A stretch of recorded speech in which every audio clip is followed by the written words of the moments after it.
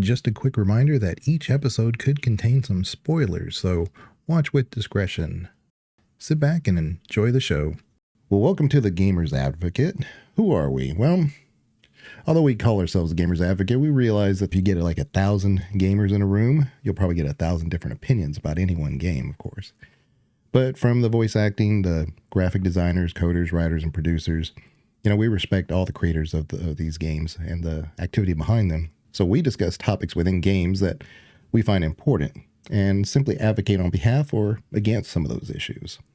And so we'll just do some quick, brief introductions. And my name is Legion. I have a channel on YouTube, Legion Gray, but I like to focus on lore myself. I've been playing games for a very, very long time. I think I'm the eldest of us. But I think in 1984, I believe, I was playing Mickey's Space Academy Space Adventure game. It was on a Tandy PC, and that was the first RPG I ever did. And then my cousin had an NES. Well, we had Ataris before that, but I had an NES, and I played Zelda. Just absolutely fell in love with RPGs at that point. But yeah, I've been playing games a long time, so I wasn't playing like emulators or anything like that. Those were the OGs. They came with the the battery on the inside of those NES cartridges because they couldn't hold a save for too long and they would die. So anyway, that was way back when. But Banana, let's talk about yourself a little bit. I'm Banana, also huge RPG fan. Pretty much my favorite genre of games.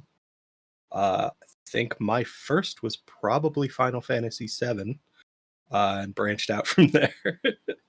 But yeah, I still stick to, I guess, retro gaming. For me, it doesn't feel retro, but I think that's technically what the category is.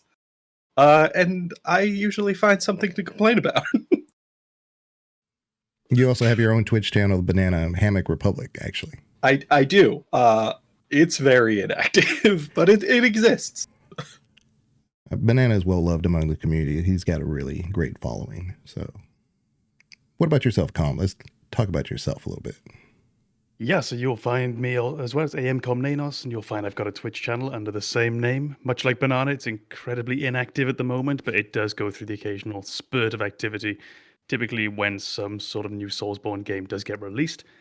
I started gaming when I was probably about 3 or 4 years old, and this was mostly on the ZX Spectrum. The first game that I can really remember playing was, much like Banana, Final Fantasy VII, which is one of the few games in life that I do still play routinely and regularly. Tends to get a playthrough about once every 1 year to 18 months.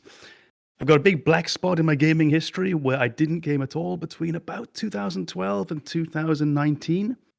So I've got really a knowledge of gaming prior to 2012, mostly RPGs and the Sega PlayStation, Sony PlayStation, that won't pass the sponsors, and everything after 2019 interests me as well. But there's this big gaming black spot I've been looking to sort of fill out in between. We're holding out for that Sega CD sponsorship. Yeah. Mini disc first, Sega CD next. Yeah. So 2012, 2019. So, games like Mass Effect you first missed out on. I know you love that game, that series. That was the only game that I played at that time. Oh. I played Mass Effect 1. When would that have been? 2007, 2008. Mass Effect 2. And then I played specifically Mass Effect 3 on an Xbox 360 that I borrowed from a friend. And that was the final game I played then until 7 or 8 years later. Yeah, me and Com have talked a long time about Mass Effect. We go over that. And Banana loves it too. I know it's a shared series between all of us. So anyway, I almost put my background as a Mass Effect, but I thought, no, better be more neutral. I don't want to give too much away. So anyway, you might steal that idea. Remove the Mass Effect hoodie that's typically hanging on the back of this chair. Yeah, I've got my where is it? It's black. You can't really see it too well, but it's an N7 hoodie. It's a black emblem on black. So yeah, what can I say? Yeah, don't reveal anything too early. Yeah. So anyway, but no, I'm very critical. Actually, if you listen to any of my streams, Benev knows this for a fact. you would swear that I hate Mass Effect because I'm so critical of it. But I love it so much that I love to point out so many things that I was like, I wish they had done this. I wish they had done that. And it's only after several thousand hours of playing it. So I think that's something that we have in common, because you're essentially a Final Fantasy fan. It's just that Mass Effect is your Final Fantasy. right. Everyone who is a Final Fantasy fan sounds like they hate Final Fantasy. Right. Right. So you fit right in. Yeah, I that's why I like, I know we all have like a fairly different strengths, and so that's why I really kind of enjoy talking to you guys, because talking to you guys about different games, you come from different perspectives, and that's kind of really the point of this podcast. So I'm hoping we'll be able to explore certain avenues and issues and kind of dissect them in ways that are unique. So. So today, on our first inaugural episode, we are discussing a very meaty topic, lore. We all love lore, but rather than, because, any one channel can make 1,000 videos on any one game. Lore is that deep. We're not really trying to go into like, what is the lore of this game or what is the lore of that game? That may be something we do in the future, but what we're trying to do now is really just say, is lore important to gaming?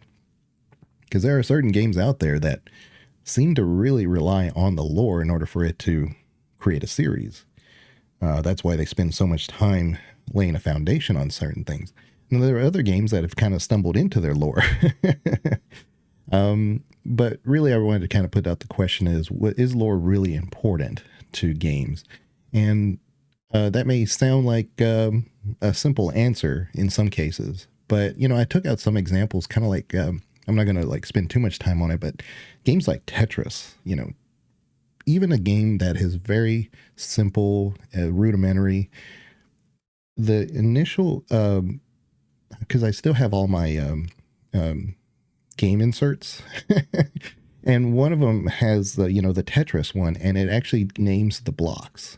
So you wouldn't think that naming the blocks isn't really kind of any part of lore, but why name it if it doesn't really give it characteristic? And I think there's certain levels that humanity wants to apply a structure or a theme to things that may not even have a theme to kind of humanize it a bit, maybe.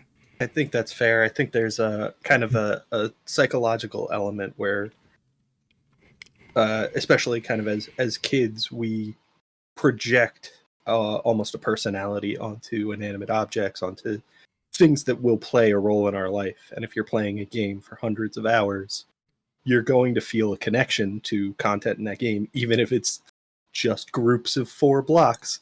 You're gonna get excited when you see that 4 vertical or that's called hero collinear block.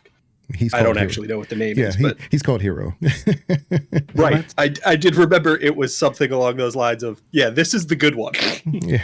But that's, to me, an interesting idea. Is I didn't know any of this until I think last week or so when Legion mentioned that these blocks had names. But oddly enough, for me, the blocks do have names. I gave them my own. I built my own lore around these characters, so to speak. Now, I never called the 4-line one Hero, but that was, for me, that was Savior. Mm-hmm. That's what you always call it. The straight 4 in a line is Savior. Then you had the 2 that were the 2 across, 1 up, 1 across. That was 1 and 2. You get the 2 inversions. I think that was Cleveland Z and Rhode Island Z. 6-year-old Cobb yelling this. Mm-hmm. Over the years, their stories have evolved. Yeah. But this was the absence of lore, oddly enough, that I knew about, was then replaced by a lore that I artificially created and put on top of that. Soulsborne players, you do a lot of this too. I think that's an interesting idea, is even when it's not there, you might add it in yourself and fill in the gaps.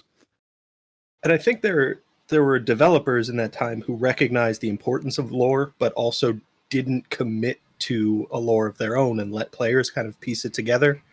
If you read kind of the inserts that came with Zelda games or Mario games, which were hugely popular, I don't recall which one it is, but I think one of them says, like, this is our hero with a question mark, as if to leave it open to your interpretation as whether or not you're actually a hero or you just believe you're a hero and what you're doing is still morally reprehensible, but it just appears to be the right thing to you.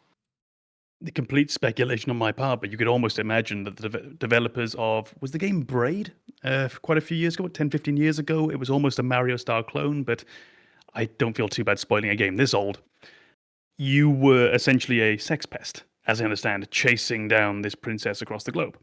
You could almost imagine them sitting down, reading that game manual with "You are the hero?" and having the roots of an idea start to spread within their minds. Yeah, that is complete speculation. I think it's worth thinking about. Mm-hmm. And yeah, I think that applies with Mario and Zelda, because you're always trying to rescue a princess, but like, we never go into whether or not the princess wants you around. Like, the game kind of always ends with them just kind of disappearing off screen. There's no like, I'm so glad you're here. It's just like, yeah, you saved me. You creep, get away from me. You are here. Full stop. Statement of fact. You did it.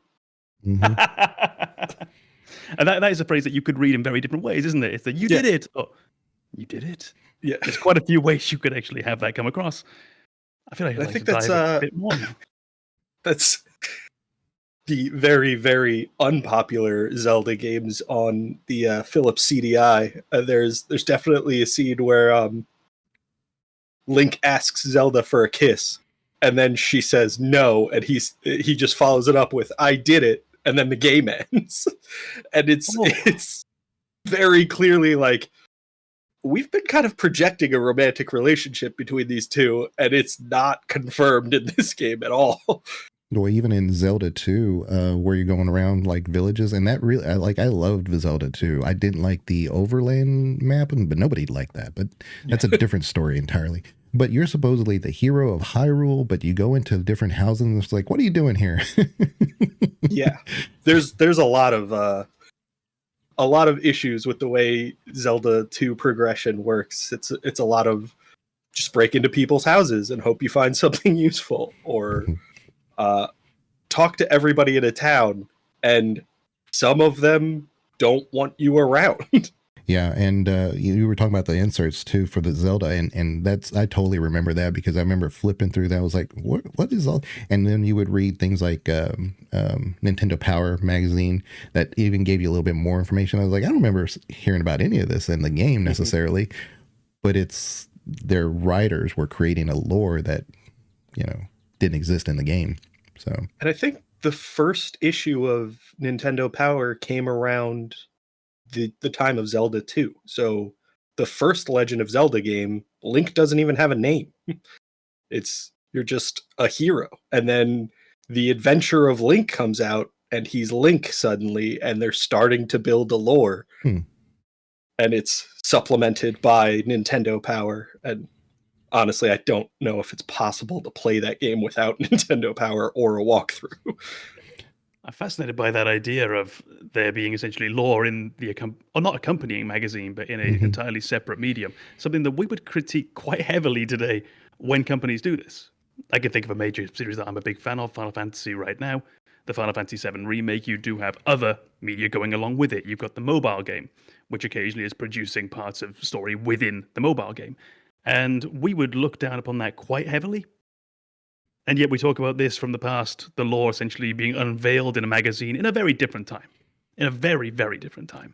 And I wonder how we would look at that now if we decided to do that today.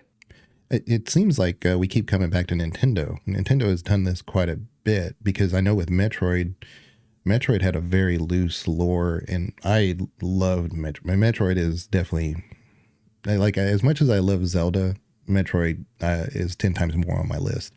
But the problem with Metroid is that its lore history has fluctuated so much over the years, and it wasn't until years after when they actually created a Japanese comic that kind of solidified the lore and retconned some things, but it actually made things better. So a lot of what I know is coming from their actual supplementary things rather than just the games themselves.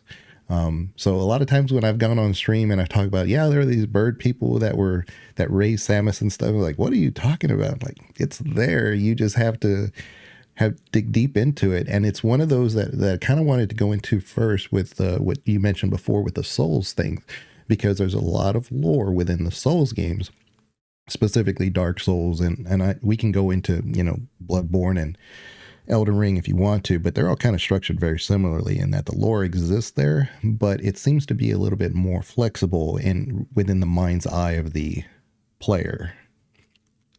Yeah, I was definitely going to bring up kind of that connection between the extra effort you kind of had to go into to learn the Metroid lore by looking at these external sources that they've kind of come up with later, and kind of liken that to the extra effort you have to go into in Souls games to read item descriptions, to revisit certain areas where like an NPC might appear very late in the game and piece a story together yourself, because the Dark Souls games have lore, but it's very much not the central focus of the games.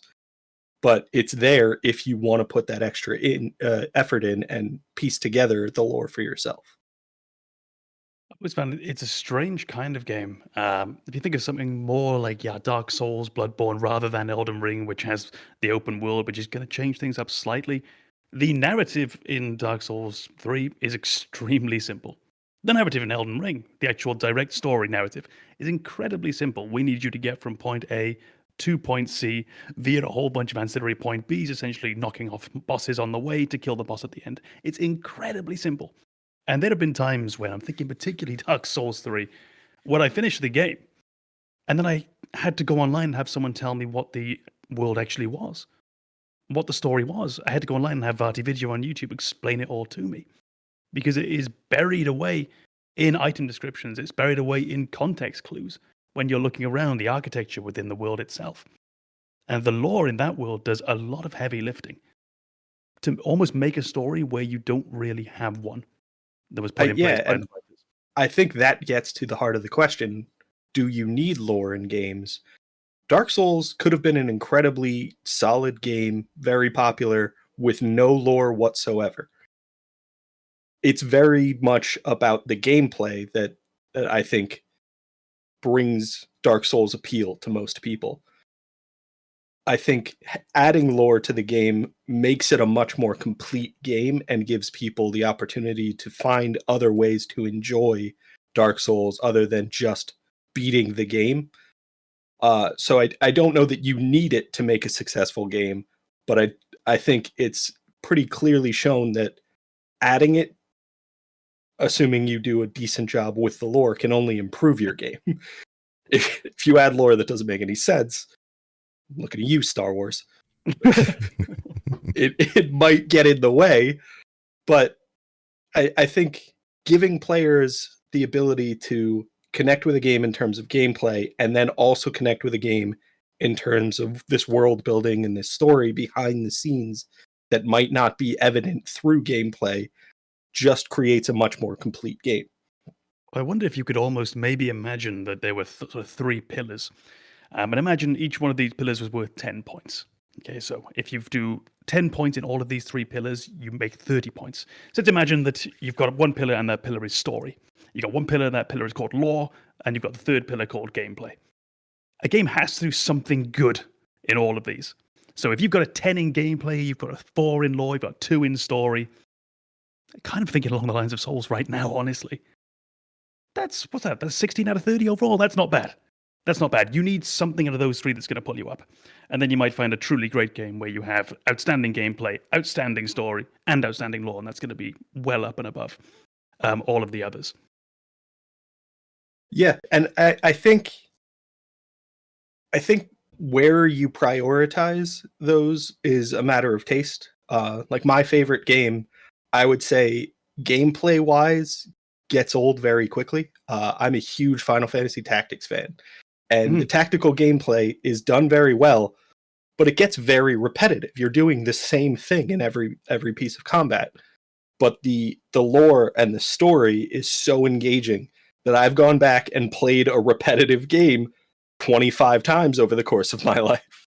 So it really comes down to what you as the player prioritize. And for me, having mediocre gameplay is redeemable. Having no story is not. So I will typically prioritize games where the gameplay might not be exactly ideal, or there are some issues, but if there's world building and a solid story, I'll still find a way to enjoy it. So I've been especially critical, and Banana's heard me before on this. You might have to, Calm, but sometimes it's just to get an opinion out there. It's not always like how I truly feel. But I've been very critical usually of the Souls content, because games like Bloodborne I find great because there is a basis of the lore. There's a whole over explanation of what's going on. The world is, within itself, it has a lot of moving parts to it that all really directly connect. Dark Souls doesn't really do that for me. A lot of times I see things and I say, yeah, I could make those connections, but that's just within my head, right? That's not the true lore. So at any time, the developer could say, that's not what that means. You could argue, and though I'm not arguing this, of course, I want to make that very clear. You could argue that's a bit of lazy story writing, because if you leave it up to interpretation, you're not really saying anything. That's not really what I'm saying. I think that Dark Souls is very, very intelligent in the way it's actually designed, because I'm a huge Metroid fan. Metroid did the exact same thing. They had the exact same framework. The bonfires, that's nothing new. Metroid's been doing that with the way they do their saves forever. So I'm not talking about the actual gameplay, just strictly, speaking of lore content.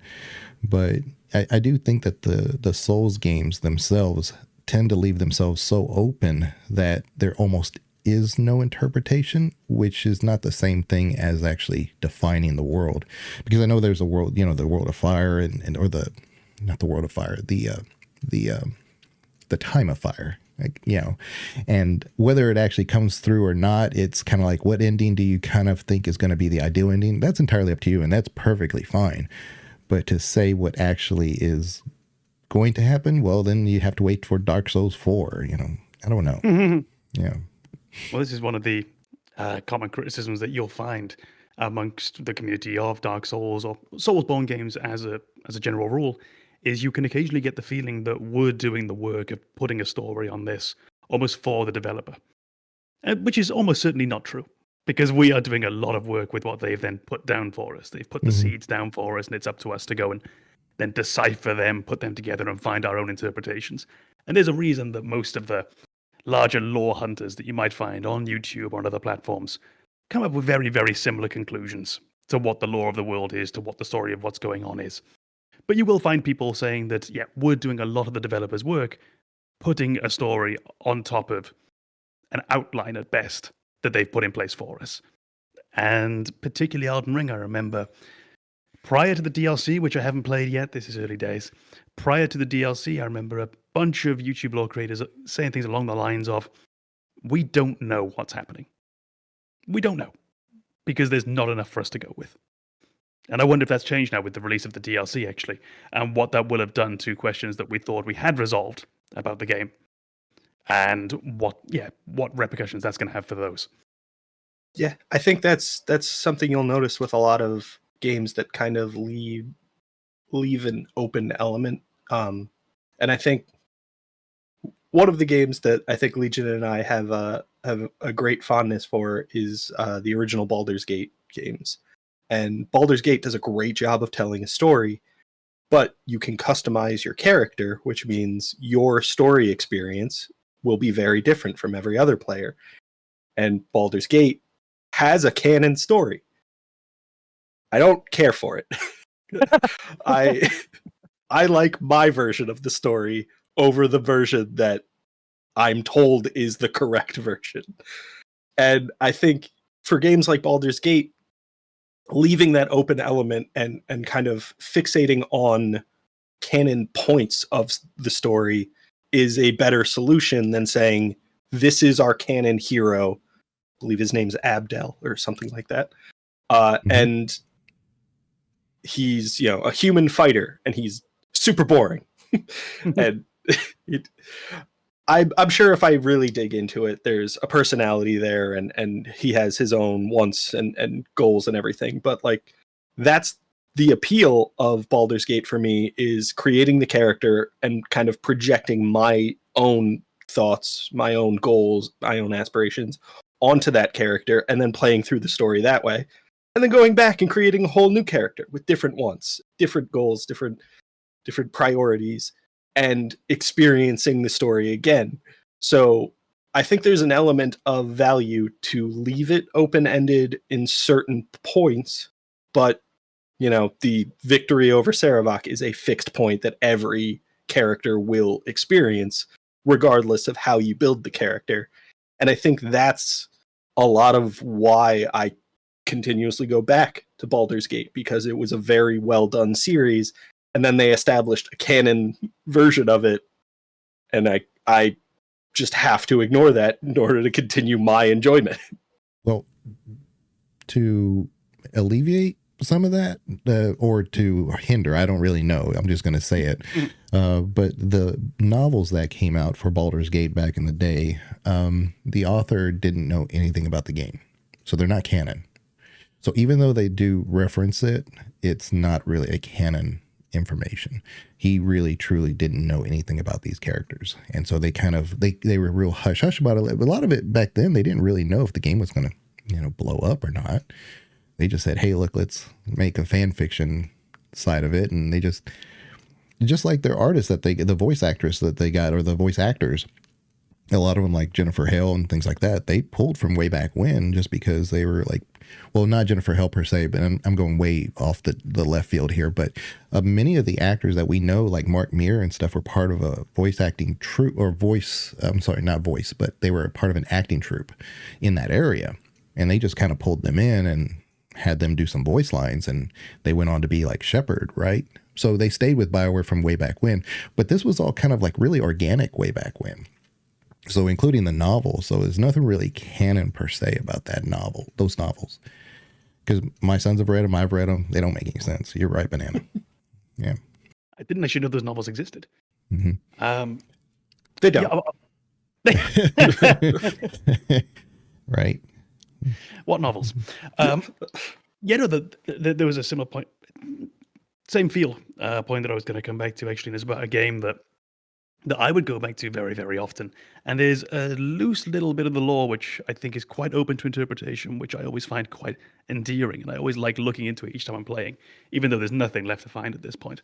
And that would be the original Final Fantasy VII. Now, this has been partially addressed in the remake and in Rebirth, but I don't think it affects the original directly. But there is this odd ongoing detail behind the game's villain. So you have the game's villain, Sephiroth, directly in front of you. There are people, myself included, who would question whether Sephiroth was actually the primary villain of Final Fantasy VII, or whether the supposed secondary villain, Jenova, was the primary villain behind Final Fantasy VII. And just that little bit of interpretation that you're allowed to have in a game that's otherwise very much on rails. I mean, yeah, it's an open world game by the standards of 1997 open world games. If you go back and you look, there's a lot of empty green on the map. A lot of empty green stuff. Think of Daggerfall. You're kind of along the same lines, but a lot smaller. But there's this little bit that you can just add of yourself in there. What do you think about that villain? And that, oddly enough, pulls me back. The story does, because I love the story. The gameplay, I love the gameplay, as dated as it feels. But that little detail, that little doubt, keeps the game in my mind as well when I'm not actually playing it, and makes me want to return later. Well, let me ask you all about the Final Fantasy then, because in the bigger picture, because I know I was going to go down that road too. Because I gave you guys the outline, and we were going to talk about, because I knew you guys love Final Fantasy. I couldn't avoid it. I knew it was going to come up even if I don't bring it up. So, could you have a Final Fantasy from the first game to the end game, and as much as the lore has changed, how important do you think the lore is? Because Banana, you brought up a good point with the tactics. Obviously, it's not a part of it, but you wouldn't even have a basis for these characters if you didn't have the lore, right? Our quest is vain.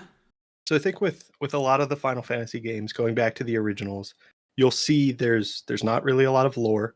Like the first Final Fantasy, characters don't have names. They're just generic heroes going on an adventure. And that fit the era very well, because people were still figuring out what games should be or could be. And then you'll see a gradual progression as Final Fantasy moves forward with future games, where lore becomes much more important.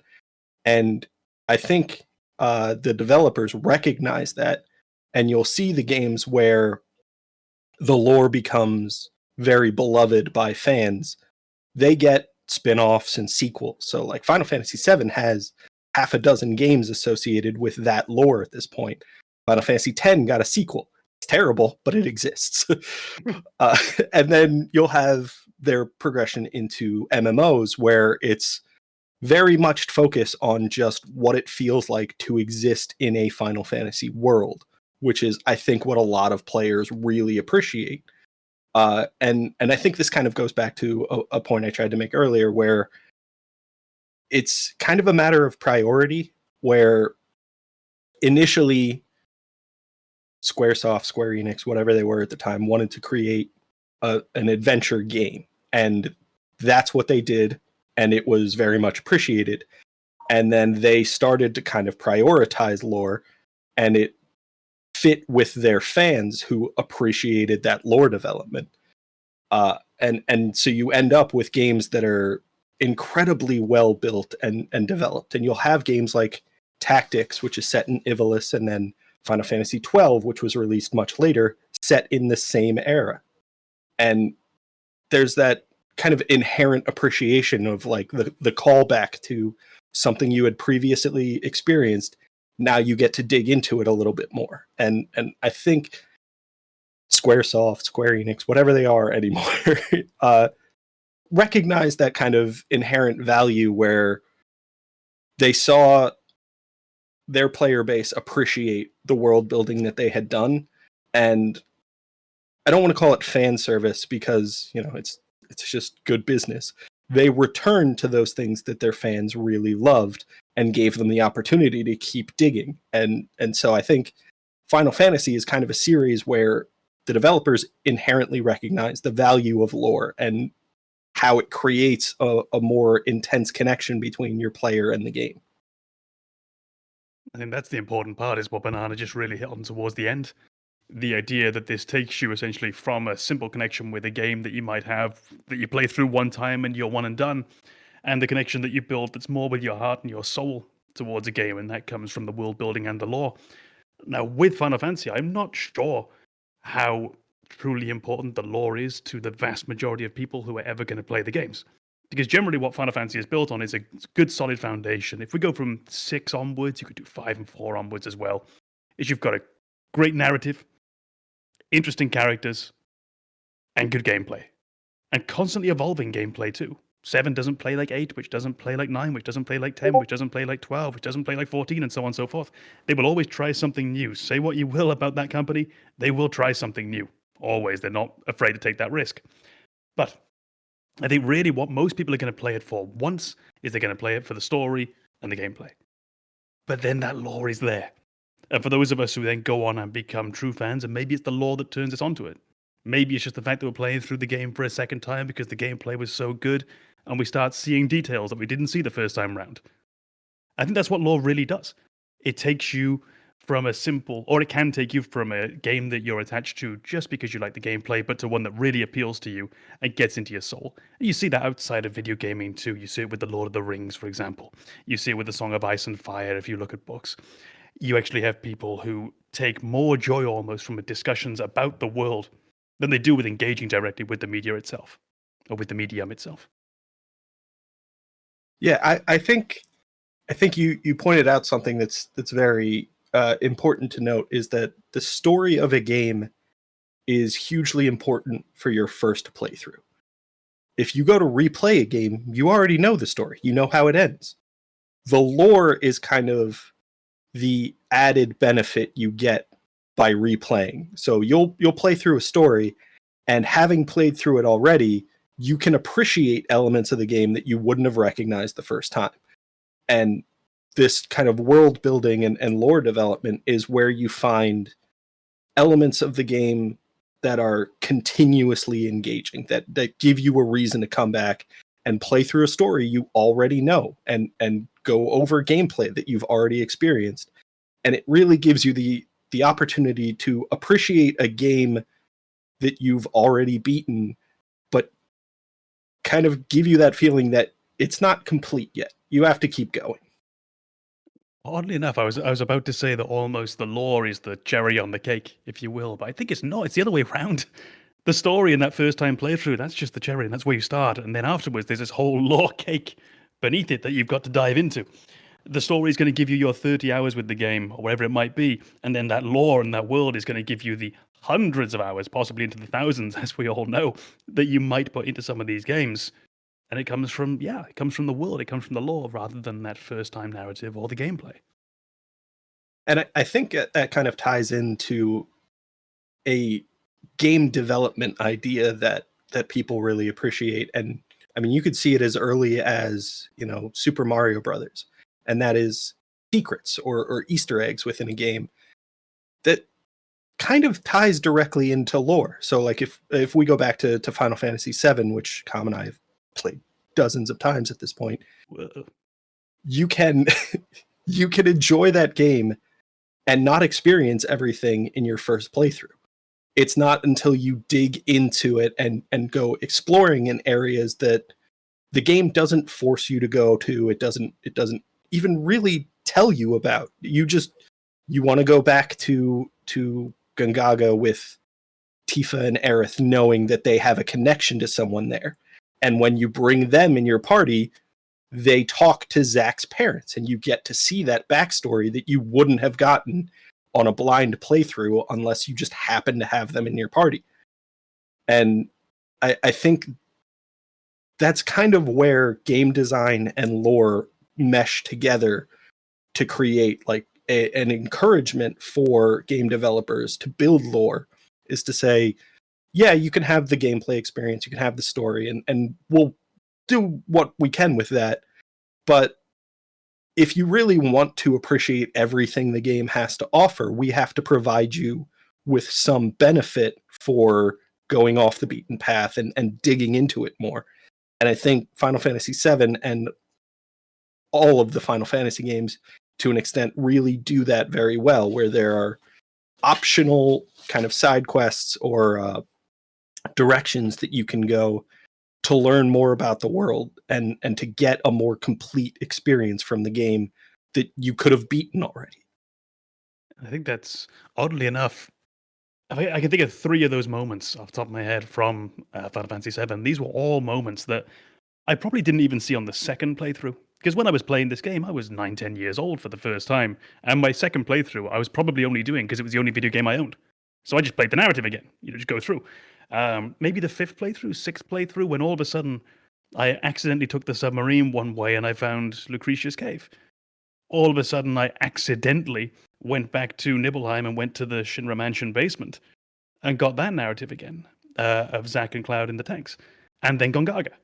And these were all things I picked up on the 3rd, 4th, 5th, who knows how many times it was the playthrough of. And weird enough, they've stuck with me more than a lot of the narrative has.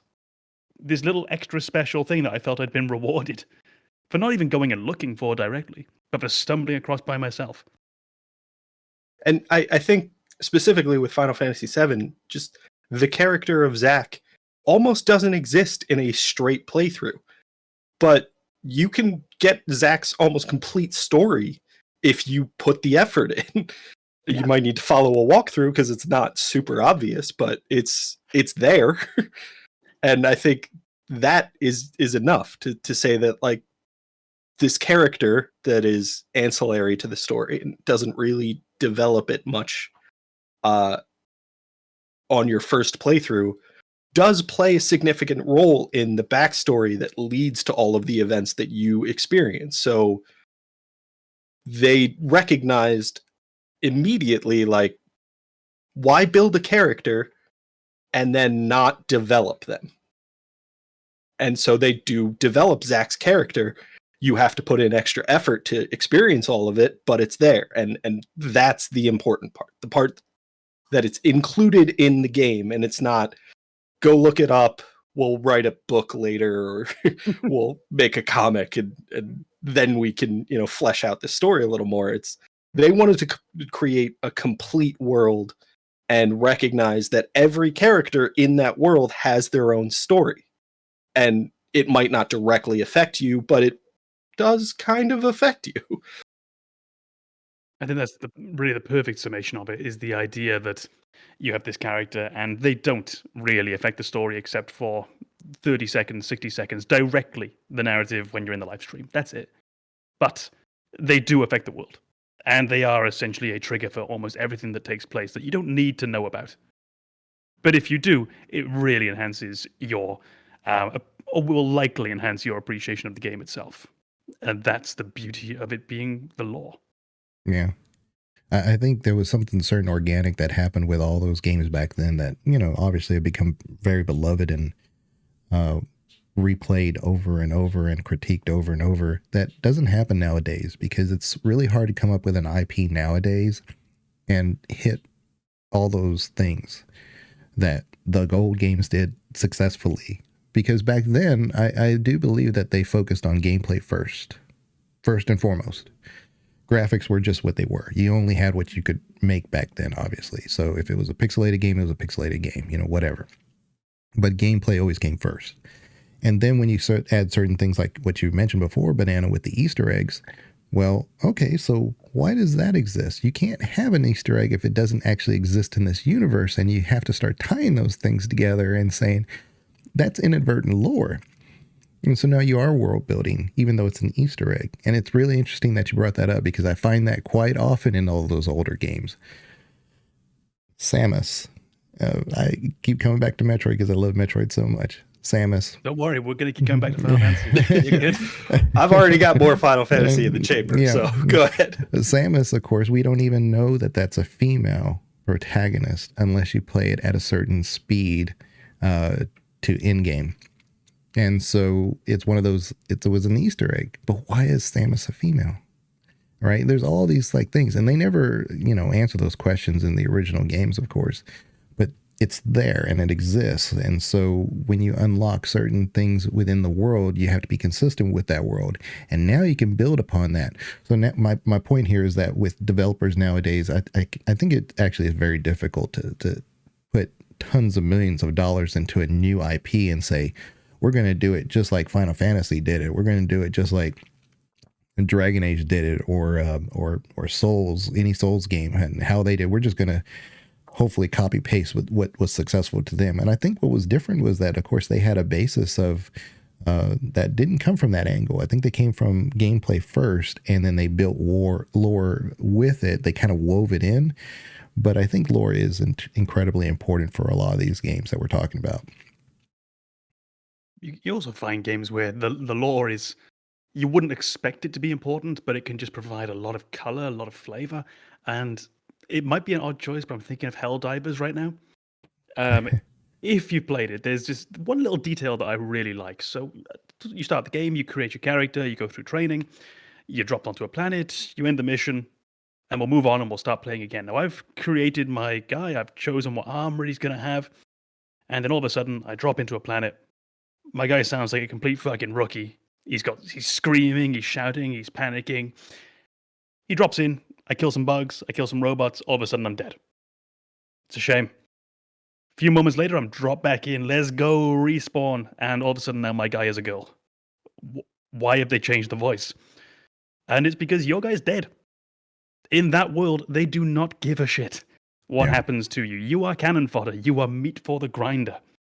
Yeah. And in my first playthrough, I was just thinking, why did I bother setting my voice? If you're suddenly going to take it away from me, did you not save the setting? Is this game wrong? Is this game stupid? But no, it's giving you a little reminder in that character's monologuing, in that character's soliloquying, that you are entirely disposable, and when you're dead, you're dead. It's just there's enough soldiers that they can drop you back in as another fresh race recruit, and no matter how many missions you're going to play, your character will never stop sounding like they've just arrived. Because they did. From an outsider perspective with Final Fantasy, I want to make this point before I forget. I've seen a lot of Final Fantasy, and I understand very little of it. But, there's Me a too. certain. I'm pretty sure I'm sure the more you play it, I'm sure it does make some sense. But I mean, it also can get confusing. It's like anything else. Like the more you know it, the more you don't know it. What? But like there's certain characters that have certain weapons, right? like the large sword and things like that. And I'm pretty sure that there's something behind that. But what if there isn't? I mean, that's what I'm saying is that I think from an outsider who doesn't know certain games like that, I think it's really important for sometimes a developer to step back and say, why is this? Why is it so exaggerated for this character or this area or this world or whatever you're doing? If you're in a certain city, why are the cities taller, or the buildings taller, I should say? And why is in this other city, in this other region, more of like a mud hut area? Is there a reason for all this? And I think that's something that doesn't hurt to kind of explain in their storytelling. I think you're kind of hitting on an element of game development there with Easter eggs and kind of digging into these elements of lore, where lore almost represents the passion of the development team in my eyes. So you'll have a team that's making a game, they'll build it on the gameplay, like you said, that has to be a priority, because that's how you market a game. If your game's not fun to play, people won't play it. And you'll build a story if it's a story focused game, and if the story's not there on a story-focused game, people won't play it. But lore isn't how you make a marketable game. Lore is how you make a game that people care about. And that's very different. So in things like Final Fantasy, where you'll see these characters and they have very odd designs, they're very unique, it's immediately engaging. But if you don't dig into that, it's just kind of a strange feature. So Barrett in Final Fantasy VII has a gun on his arm. He's not holding it. It's grafted to his arm. And immediately you're like, what is going on? How did that happen? And it's not until like midway through the game that they dig into how that happened. But it's immediately like, oh, I now have a connection to this character because there was an element that I immediately recognized that was slightly odd that I was curious about, and the developers dug into that and provided me with a backstory. So now I see that not only does this character have this unique aspect, but there's an emotional story behind it. And the fact that this is a body modification means it's a permanent reminder to him of this emotional story behind the change. And I think that's where you get into the developers really caring about what they're doing. You can have a game that's pure gameplay, no story, no lore, and it feels like kind of like what you had said earlier, a copy paste, just kind of off the shelf, let's get paid for making a game. And it's in the games where you have this lore development, you feel like the developers were more connected with what they were doing because they wanted to build beyond what the bare minimum was. And especially with Easter eggs, where, say, in Final Fantasy IX, there is a callback to Final Fantasy VII. There's a reference to Cloud, and there's I think the character says something along the lines of, I remember someone with spiky hair who used to carry a large sword like this. And it might feel like fan service. It might be like, hey, let's acknowledge our previous success with Final Fantasy and engage fans of that game with Final Fantasy IX. But I think there's an element too of it might not be the same dev team for Final Fantasy IX, but they're a dev team who recognized the greatness of Final Fantasy VII, and they were engaged with that game as well, to the point where they wanted to acknowledge it with their own game. And you'll see a lot of Easter eggs like that in these long game series, where the developers will call back to something from a previous game that gamers who have played through the entire series will appreciate. And it kind of builds that connection between the developers and the player base, because you're all fans. Like, at the end of the day, the developers want to make a game that they care about. They want to be fans of their own game, and the player base wants to be fans of their game. And that's kind of a commonality that brings people together. And I feel like that's why I've always kind of tended towards games with this lore development. It's because I can see from my point of view why I would care about this game if I were working on it directly. And I think that's just And that's one of the elements of Final Fantasy that I always kind of enjoyed. There's always a guy named Sid. Yep. That doesn't have to be a thing. You could abandon that. There's always Biggs and Wedge. You could let them go. Nobody needs to dig into that. That one even comes from one further, because isn't that inspired by Star Wars? Wedge and Biggs? Biggs and Wedge were Star Wars characters. And after Star Wars was released, they're in every Final Fantasy game. They are a permanent fixture in the series. And it's an Easter egg. You might not pick up on it. You might not care. But it shows that the developers want to tie these things together, and they want to share the things that they're passionate about with the people playing their game. Well, I think if you choose not to take a cynical view of it, then you've pretty much hit the nail on the head with what you were saying at the end there, which is even if you don't care, it shows you the devs do. It shows you that they've invested that little bit of time, that little bit of love that you probably want to see. And it's always going to feel good. And the other example I was thinking of would have been from the Elder Scrolls, where in Elder Scrolls 3 at the very, very beginning, in Morrowind, you arrive to this new island of Vardenfell, I believe it's called, and you're rooming with someone else who's on your ship. And this person is essentially a no-name character. You meet them for a few seconds. They do the raspy voice hello that you have to have at the start of an Elder Scrolls game. You go off, you do your character creator, and you never hear from this person again. And then no doubt within 5 minutes, you're going to be ambushed when you're trying to walk through a road across the city, across the island. You're going to hear music start. You don't know why. The battle drums begin, and all of a sudden there's a cliff racer coming down, attacking you from above. And it's infuriating, and they're there throughout the whole game. And then in a later game in the series, I think it might be in Skyrim, could be Oblivion, you find out that there are no more cliff racers on the island anymore. And it's because of a saint who went to the island and got rid of all of them. It's the St. Patrick story, essentially. And that saint is the person that you arrived with on the boat in Elder Scrolls 3 Morrowind. Mm-hmm. So St. Jub, I believe? St. Jub? Jub. Yeah. Mm-hmm. And that's beautiful. It's just a tiny little touch. And if you didn't play number 3, you don't really know what cliff races are. Yeah. But it's a little touch if you do know who that was. Mm-hmm. That can really just pull your mind back. It might make you want to play Morrowind again, just to hear his voice, just to have that first moment. I think it's a beautiful example of just how you can use the lore from within your own series to enhance the game that you're currently creating. Yeah, Elder Scrolls is a whole other lore to itself. I mean, I think of all the games I've ever played, I think probably the Elder Scrolls is probably the most complex and the deepest. But what's nice about it, and the reason why I think it works, is because it's there, even if they rarely address it. You know, it's one of those, like you mentioned, St. Jeb.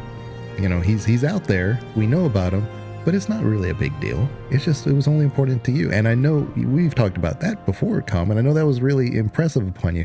So it's like those little things happen over and over and over in the Elder Scrolls series. But if you're a game player that's new to the series, you're not going to notice any of that, and it's not really important, but it's there.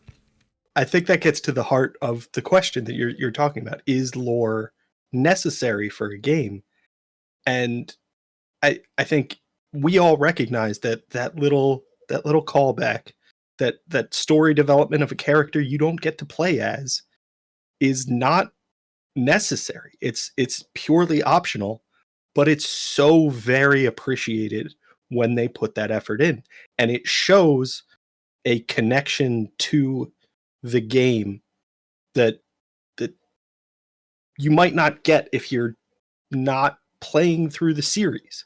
So like, as somebody like I got into Elder Scrolls with Skyrim, so I didn't know any of this, but it really reflects on the developers to put in that extra effort to not only have done their homework on a previous game that they may or may not have worked on, but to include a story element even like that's just kind of generally suggested. It's not a huge part of the new game's story. You don't even need to learn about it, but it's there. It just shows that kind of like it elevates a good game to a great game. You have developers that feel that connection with the content they're creating, and it reflects in what you're getting. You see this lore development, and you see them building things that don't need to be there, and it's very clearly extra effort on their part to give you just a little wholesome feeling to say, oh, he went on to do something great. That's wonderful. And you don't need that, but it does improve the game experience. 100%. And I'm thinking it's also designed in a way that it appeals exactly to the kind of person who wants to find it. So I've got friends who've played Morrowind, they played Oblivion, they played Skyrim, but they could not give a sugar about the lore. They really don't care. So they play the game, play the main story, do some side quests, 1, 2, 3. And I guarantee you by the time Skyrim came around, they'd forgotten who Jube was. 100%. However, they also didn't read the books in Skyrim then, which would have had that reference to him. So they didn't know his name, and they never read that snippet in Skyrim which said this was his story. But for those of us who are inclined to go back and play a game for a second time, third time, have that character begin to stick in our mind, I'd imagine we're probably the kind of player as well who's actually going to read the in-game books, read the in-game notes. So they've also put down just where the people who need it or the people who want it are going to find it. And if you don't care, you don't care. Right. And it's not there for you, and that's fine. Because a lot of stuff, specifically in the Elder Scrolls, you know, you're worried about like, okay, so I'm going to do this side quest. Oh, I ran into this Daedra, and he wants me to like kill an NPC or something like that so that I can get this weapon or whatever. And you're really focused on, okay, so it took me down this line, so I know of him, right? And so this is what I got out of it. But that goes down the whole line of, now there's Daedra. I know they exist, right? But then you read about Aedra. Well, who are the Aedra? And then you start going down this rabbit hole. But again, you're not required to know who the Aedra are to know that Daedra exists. But again, it's there. And that's what I really appreciate about it. And that's what's so different about the Elder Scrolls lore. And like I said, it's just for my 2 cents. But I think it's probably the most complex lore out there. And to try to keep track of that. And so I'm not shocked that it's taken Bethesda so long to make the next Elder Scrolls game, because you can't just make a game like that with so deep in lore, and because you're going to have a quality review team that knows all this stuff. But I mean, you got to appreciate that. So lore makes story focused games wonderful because you start to piece together why things are happening, and you start to see influences of things that are not directly presented to you in the game. And it makes for a much better story. And then you move on to the next game in the series, and if it's not consistent with the lore they've already established, you're like, what the hell are you doing? Like, do you not know your own game? Just go back and play it again, and then make the next game. Yeah, they retconned it. Well, why? You know? Yeah.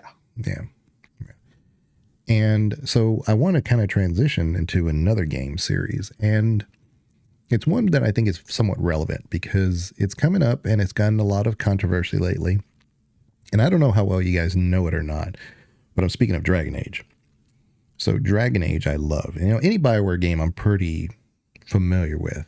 Dragon Age is one of those that is going to come out with Veilguard here pretty soon this year. I actually said that last year. I said, I think December 31st, 2024 is when it'll come out. I don't think BioWare can hang on to that IP that much longer and still be profitable at the end of the day.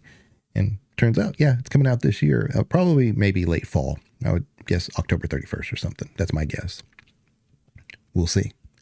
But Dragon Age is one of those that has retconned over and over and over. But I could argue that it's only because it actually explained more, and it wasn't so much retcon in some things. Like, for instance, Liliana is my favorite character in probably almost any game. You know, I have like a top 5, and she's definitely in that top 5. Liliana's there, and she can die in the first game, but she's in all 3 games. We don't know if she's in the 4th one, but I'd be shocked if she wasn't. I have my own little fan theory about who she is and what she actually is, and it's very hot take-ish, but I don't know. We'll see. It's up to BioWare to kind of really develop that specific lore. But Dragon Age actually is coming out here pretty soon. And it's really interesting, some of the opinions about, like, well, BioWare has lost their way. They don't, they're not the same developer. Well, they're really not. I mean, I don't think there's very many developers from the original Dragon Age Origins that are there now, but I think the story is the same. And I think a lot of people who have played Dragon Age have fallen in love with the story, and they really do appreciate where it's gone, because 1 is not anything like 2. Origins is nothing like Dragon Age 2. Dragon Age 2 is nothing like Dragon Age 3 Inquisition. So I don't expect Dragon Age 4. It's been kind of their pattern. The visuals are very different from game to game. The gameplay mechanics are very different from game to game. But the lore is consistent for the most part. Yeah, it's you have all these countries like Orlais, Ferelden.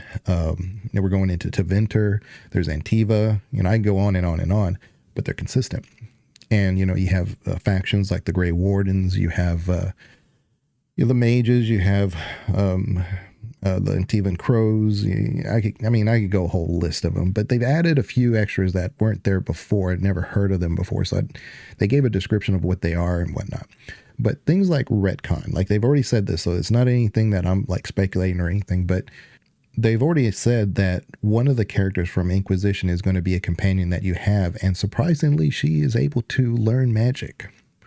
I don't think that's a retcon necessarily, because in Inquisition, you already had a dwarf person who was researching how dwarves could potentially do magic, and I kind of see the connection there, even though they didn't actually say all that. But what are y'all's guys' experiences with the Dragon Age universe? So I'm a huge fan of the Dragon Age games. I don't know their lore as well as you do, or some of the people who've really dug into it. But I like the idea of kind of an outlier in the dwarven community, because I think the way you've presented it, it just makes sense to say that it's possible. The idea that dwarves have essentially evolved to become equivalent to tranquil mages it seems like something that could happen. But if it's an evolutionary trait, that means you could have an outlier that through some mutation deviates from that. And you'll have, I don't remember which game it was. It might have been Origins. You meet a dwarf who has a passion for magic, and she wants you to help her get to the mage's circle so she can learn about it.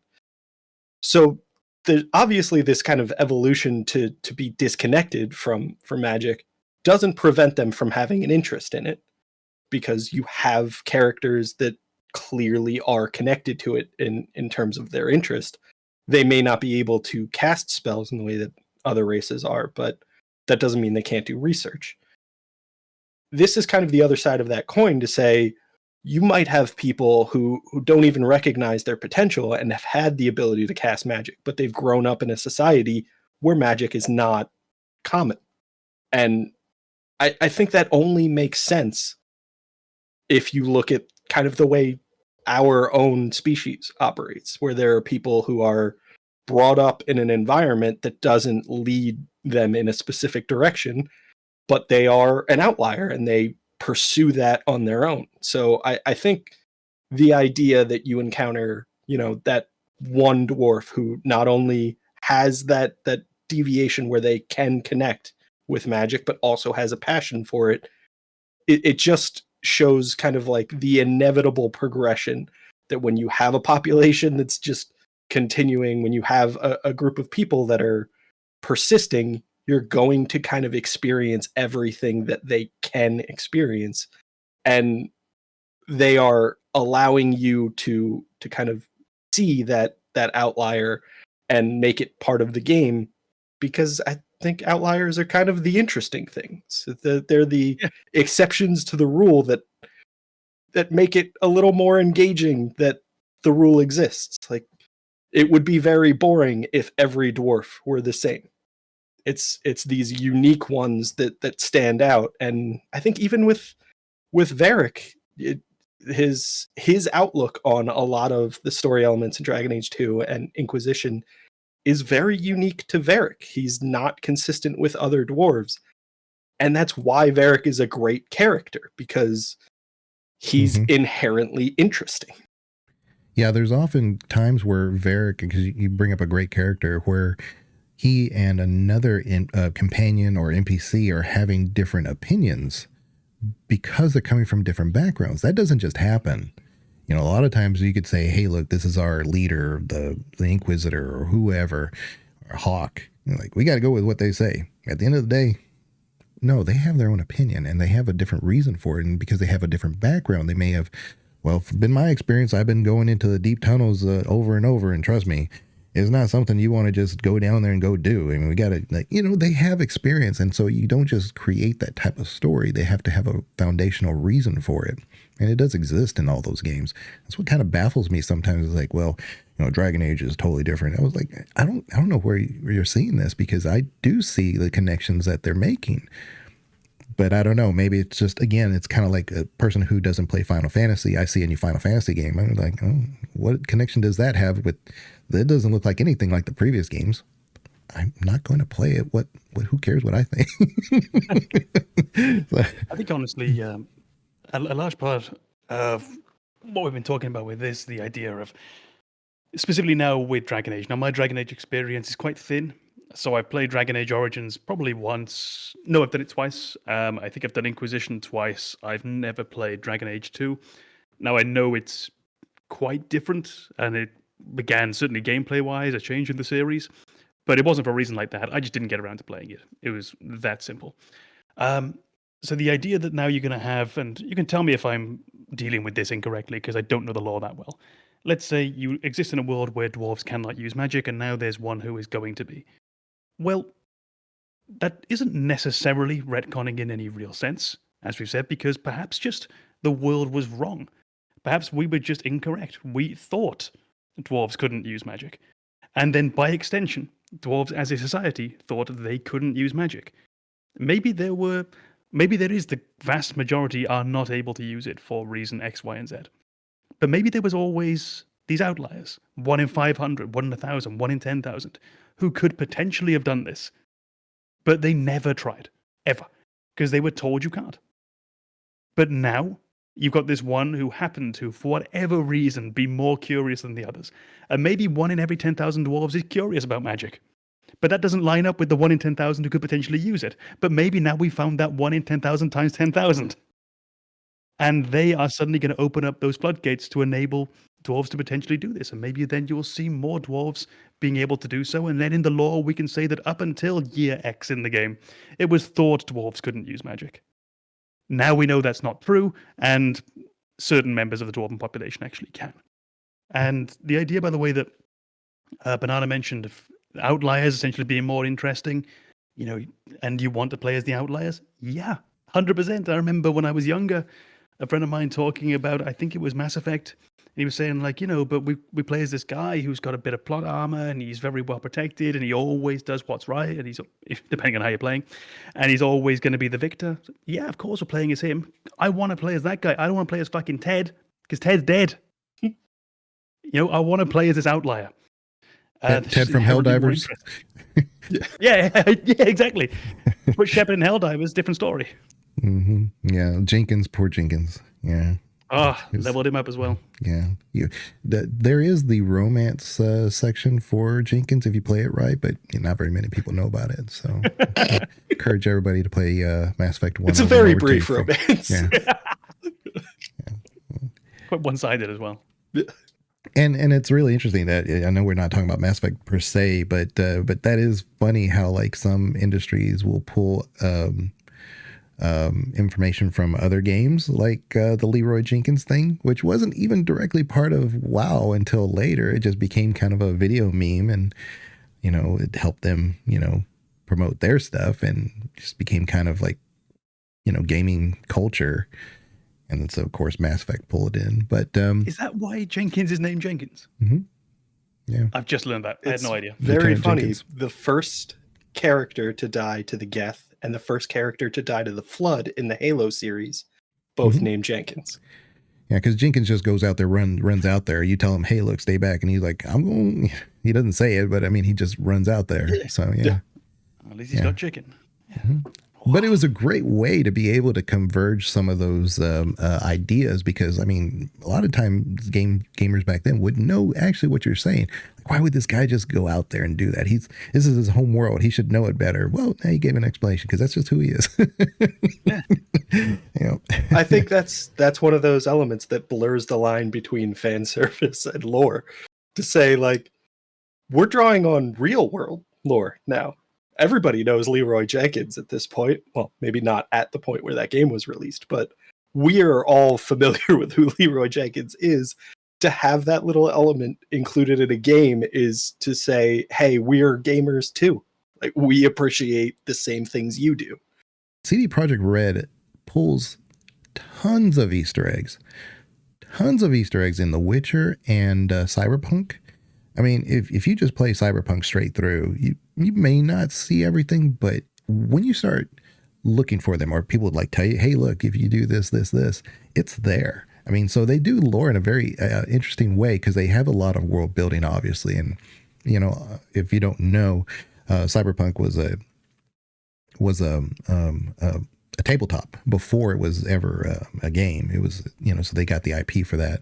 And The Witcher, of course, had its own book series before all that. So they already had a world to go with. So they kind of went with that. But on top of it all, they started integrating a lot of things that made things familiar to a player, even if you didn't recognize that, someone else might, and be able to point it out to you. And like, oh, well, this is part of that Blade Runner movie I hadn't seen before. And it's kind of similar to what Cyberpunk's themes are. And you start making a lot of these connections, and you realize how intelligent really some of their stories are, and how impactful, and how much they appreciate their own work, because you don't just do that just to do. I mean, you kind of already know, you have a basis of other media and other entertainment, and say, you know, things like Blade Runner specifically, and say, wow, that was a great movie, had great themes and had a lot of great quotes.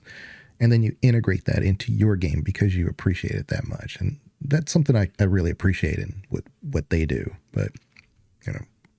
Yeah, I think there's definitely an element of game development where pulling from, you know, real world events, or maybe even just, you know, comical elements that your community will appreciate, adds to your appreciation of a new game. So like a reference to Leroy Jenkins would immediately connect with some gamers, and they'll appreciate it, even though there's so much that happens afterwards in Mass Effect.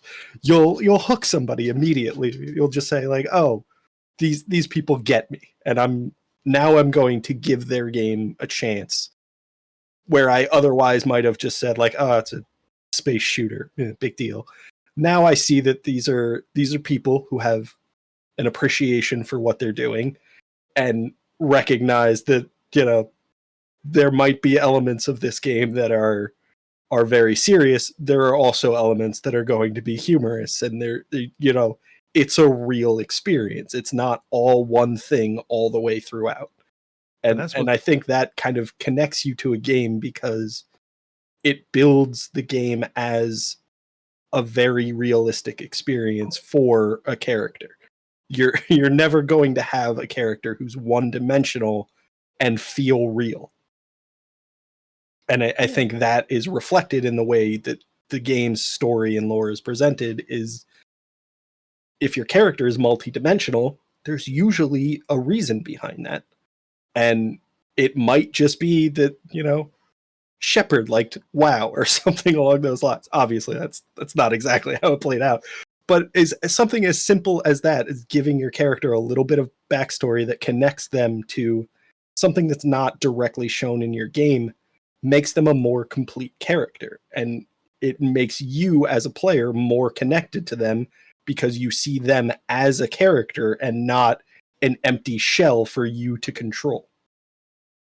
I think you really got something good then when you were mentioning about it's sort of setting a tone that the game isn't just going to be dark.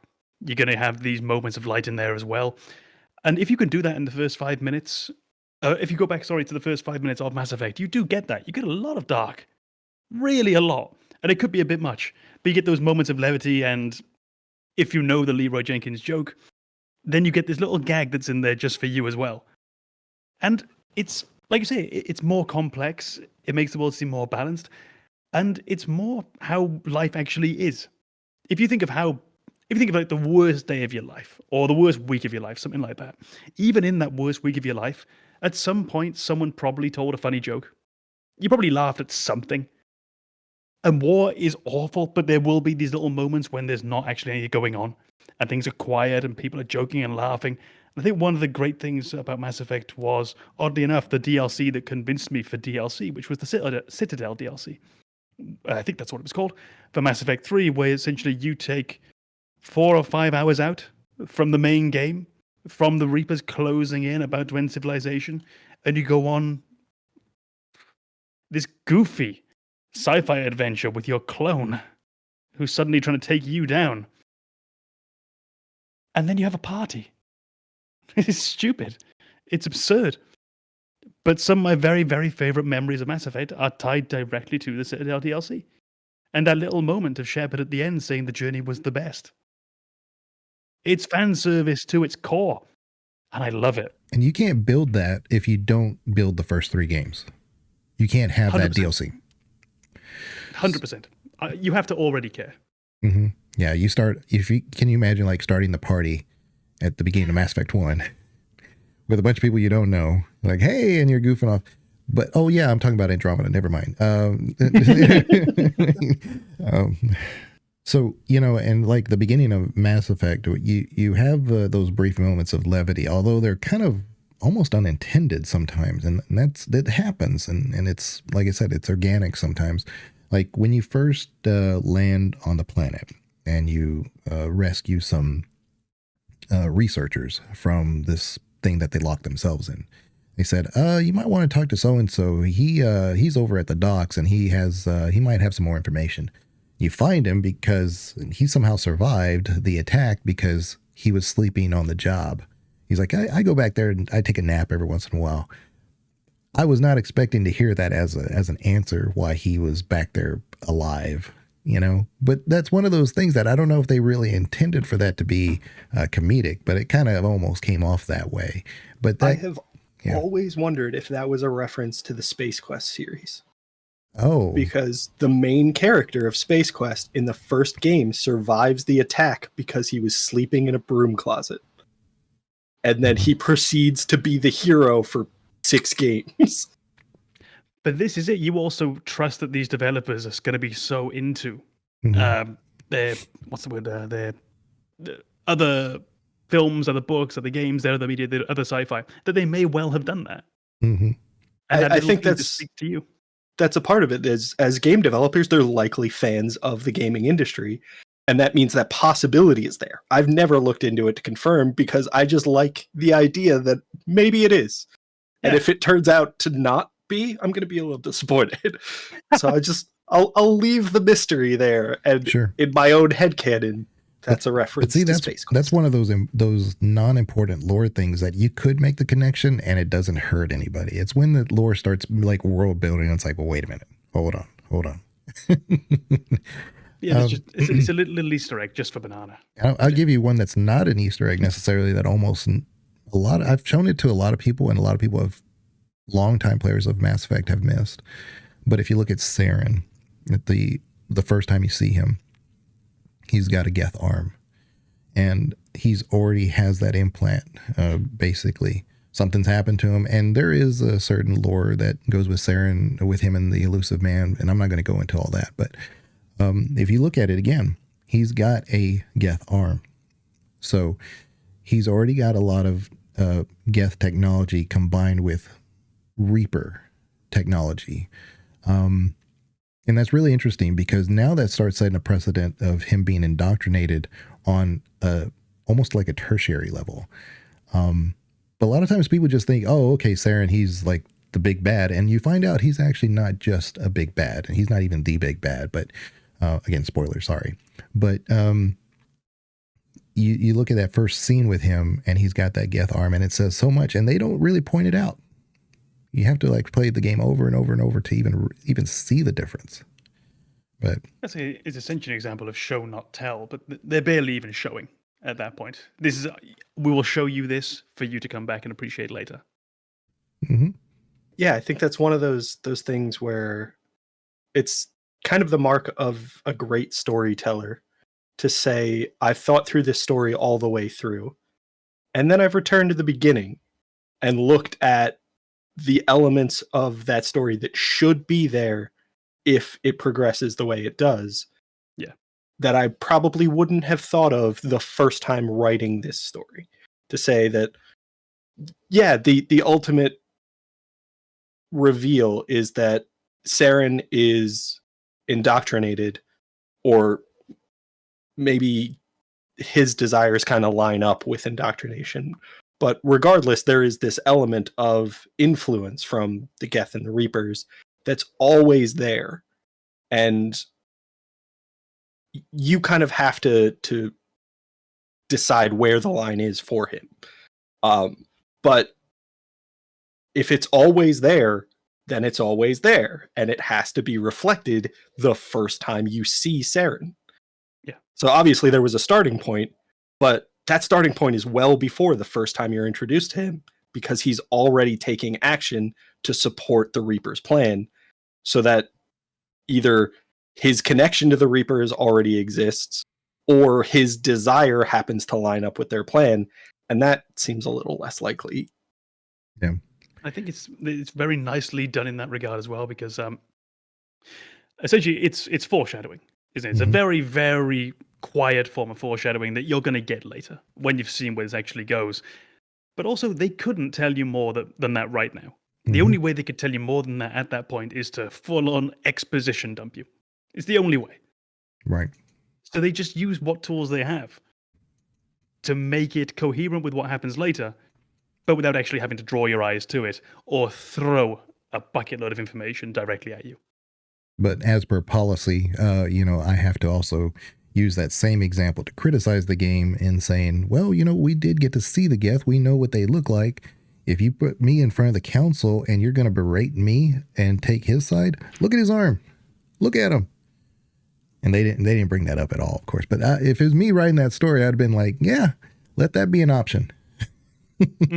I think that's a criticism that's easily dismissed if you look at people. People see what they want to see. So believing that the council fixates on the positive elements of Saren, someone they appointed, they don't want to acknowledge their own mistakes. Right. So they don't want to open themselves to the idea that they made a poor decision and they are now dealing with the consequences of it, even if there are obvious signs that Shepard could recognize right away. But because the council has an investment in this decision they've made, they refuse to acknowledge it. Well, you could dive into that a bit further if you really wanted to, where you could say essentially it's fascistic. You could say it's essentially a sham trial that's taking place. It's a sham discussion. They've gone in, they know what the situation is, they know what they've decided already, and we'll have a small talk before we make our very, very public, what's the word, pronouncement?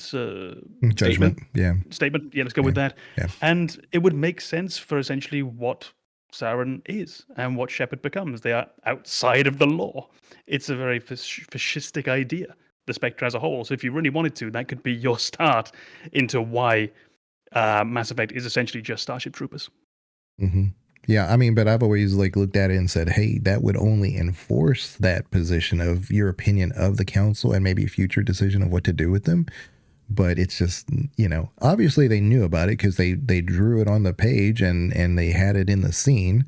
So it's not like they didn't know it wasn't going to happen and what they were trying to do. So, but like I said, if it was me, I would have written that part of the scene. So that way you give the council the option to shut it down for you rather than just play ignorant. So you have more explicitly that they're clearly not willing to listen. Mm-hmm. So that, that makes sense. Yeah. I think that there is a line in that discussion, and I actually don't think it depends on which option you choose as Shepard. I think you're given 3 options, but what Shepard actually says is the same with all of them. You've already made your decision. Why would I bother arguing anymore? And I think it might seem a bit heavy-handed, but that's really the message they're trying to get across is you're right, but it doesn't matter. You Yeah. have to be right and convince them, and you're not going to convince them. Yeah, that particular line happens really quick, though. And that's kind of why I said if you had that one little interjection before that, you know where they stand regardless of what you say. But I like the idea that maybe they wouldn't even look at Saren when you say it. Yeah, we don't care. You say, look at the arm. They don't even bother looking. Yeah. Keep looking straight at you. Yeah. All right. Well, I appreciate all y'all's input today. Like I said, I'm from the South, so I do say y'all. I apologize now in advance, but I appreciate all y'all's inputs today, and hopefully we have some more discussions here pretty soon. Any other last comments or words about today's topic? Final Fantasy X-2 sucks.